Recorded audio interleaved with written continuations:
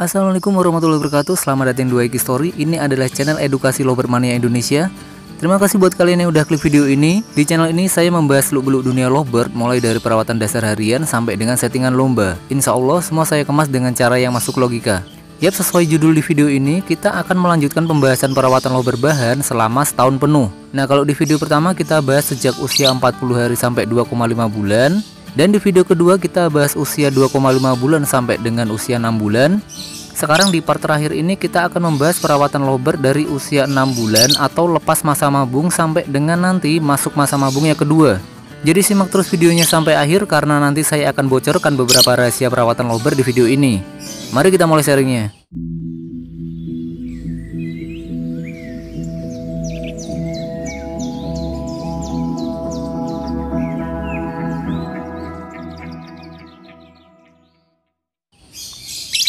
Baik, kita mulai dulu setelah masa mabung yang pertama selesai ya. Di sini saya anggap lovebird kalian itu mulai mabung lebih awal dan juga menyelesaikan masa mabungnya juga lebih cepat. Soal pembahasan masa mabung sudah pernah saya buatin videonya ya, silahkan ditonton dulu biar lovebird kalian dalam melewati masa mabung juga nggak terlalu stres nantinya. Nah, silahkan kalian cek link videonya ada di deskripsi video ini. Nah, selepas masa mabung yang pertama ini biasanya lovebird memerlukan waktu pemulihan performanya itu sekitar sebulan lamanya. Jadi kita harus bersabar untuk tidak menempatkan gacuan kita ini di lingkungan bertekanan tinggi dulu. Nah, lingkungan yang gimana nih yang dimaksud? Yang saya maksud di sini adalah lingkungan yang akan membuat lovebird menjadi drop mentalnya. Contohnya adalah terlalu dekat dengan kolonian lovebird. Lalu yang kedua berada pada keramaian yang membuat lovebird kita ini banyak berterbangan di dalam sangkar yang menandakan dia itu tidak nyaman. Lalu yang terakhir berada di lingkungan yang banyak terdapat suara lawan jenis di sana.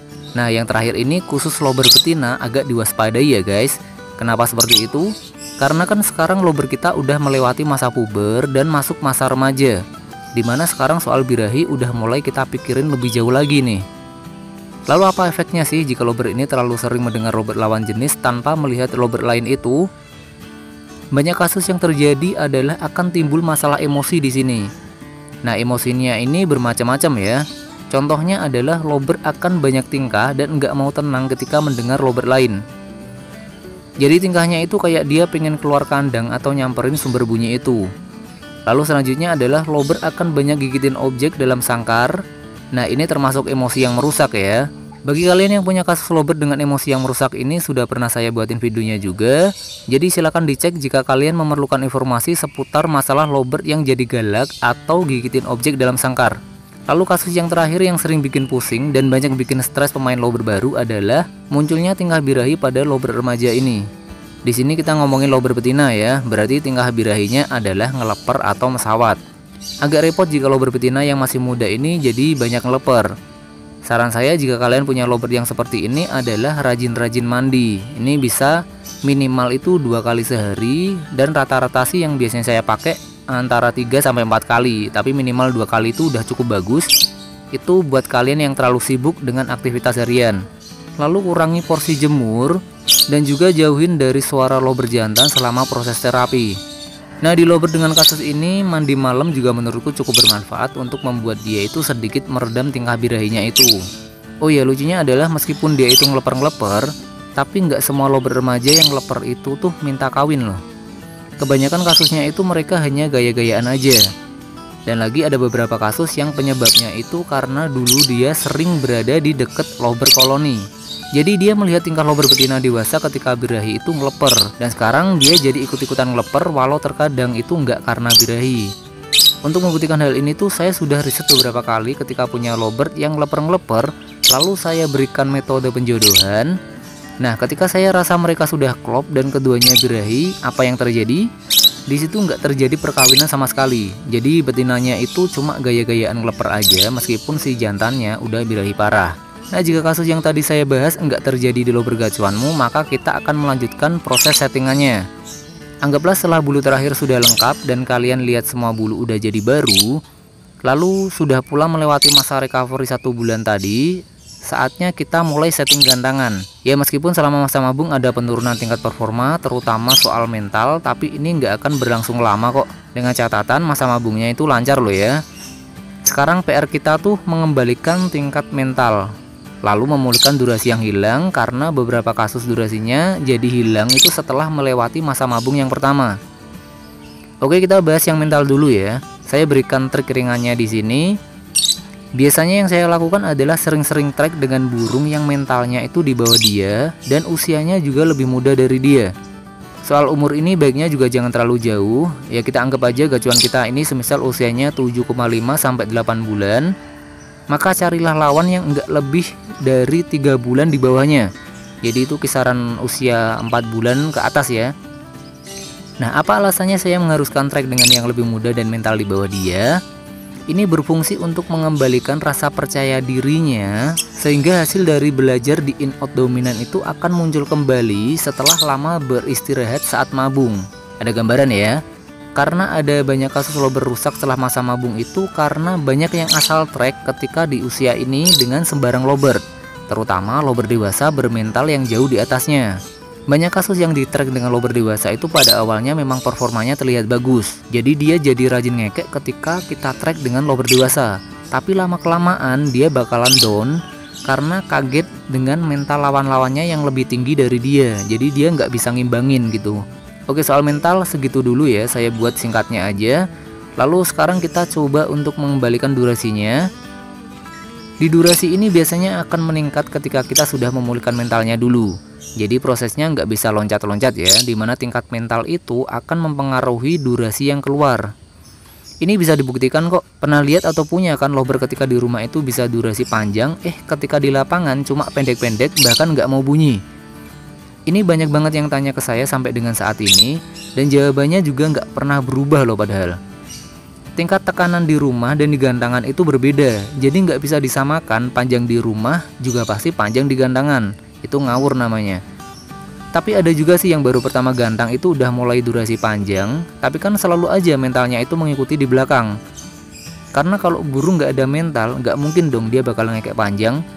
Orang mau ngekek ngeluarin kemampuannya aja lalu digertak lawannya udah kaget kok mau durasi panjang, kan kecil kemungkinannya. Soal durasi ini baiknya kalian perhatikan soal suara lober gacuanmu, mulai dari volume, jenis ketukan, atau speed ngekeknya. Dari situ saya sarankan untuk menyesuaikan jenis masterannya agar proses pengembalian durasinya juga bisa terbantu. Nah, setelah kalian rasa mentalnya udah mulai terbentuk, kita ulangi lagi deh tuh latihan mentalnya di gandangan. Tapi sebelum itu saya sarankan dia harus udah gacor di rumah dulu ya. Dan gacornya ini gak di satu tempat aja. Makanya saya sarankan ketika kalian taruh lober itu jangan sering pindah-pindah kecuali dia udah gacor di tempat itu. Saya jelasin bentar deh biar gak bingung. Semisal nih ya, rumah kita itu punya 4 spot cantolan lober. Di sini berbeda-beda ya spotnya, pokoknya misah-misah gitu. Anggap aja spot 1, 2, 3, 4. Nah, di tahap awal itu kalian harus menempatkan lober di spot 1 terus menerus sampai dia itu gacor di sana. Nah, setelah gacor maka besok kita pindah ke spot kedua. Ini setelah spot 1 kita udah bisa dapetin lober gacor di sana, pindah ke spot 2. Nanti di spot 2 itu juga dia sampai gacor di sana. Jangan dipindah-pindah ya, jangan dibalikin ke spot 1 lagi. Ini berlanjut sampai dia itu mau gacor ketika ditaruh di 4 spot yang kita punya tadi. Jadi nggak wajib 4, jika kalian punya 2 ya udah 2 aja. Setelah dirasa dia udah mau gacor dimanapun spotnya, latihan selanjutnya adalah pindahkan lober di 4 spot tadi setiap hari.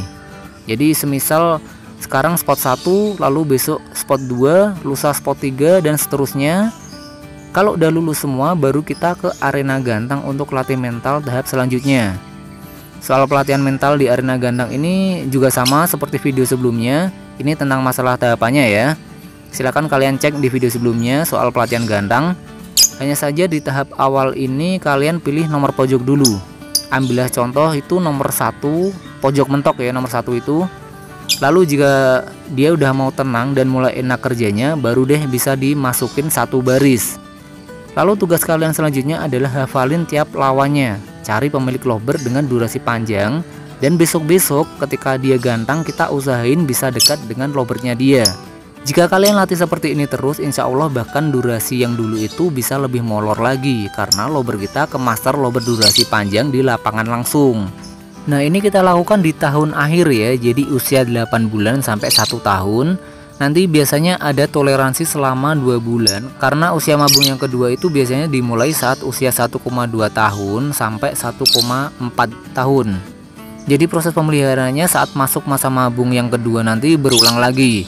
Semoga nanti dalam menghadapi proses masa mabung menuju ke dewasa ini teman-teman lebih siap lagi ya. Dan saya berharap sih tidak ada penurunan performa pada lober gacuan kalian. Oke, sampai di sini. Jika kalian belum subscribe, yuk dibantu channel ini biar lebih berkembang lebih baik lagi dengan cara subscribe dan aktifkan ikon loncengnya. Lalu jangan lupa like dan juga share hanya jika video ini bermanfaat buat kamu semua. Jika ada yang belum jelas atau mau ada yang ditanyakan, silahkan dituliskan pertanyaan lengkapnya di kolom komentar. Insya Allah nanti saya jawab secepatnya. Akhir kata, tetap rawat lober kalian dengan baik. Jangan terlalu berambisi karena hobi itu untuk melepas stres, bukan menambah stres yang baru. Saya Widhi Emporium pamit undur diri, sampai jumpa insya Allah di video selanjutnya. Wassalamualaikum warahmatullahi wabarakatuh. Dadah.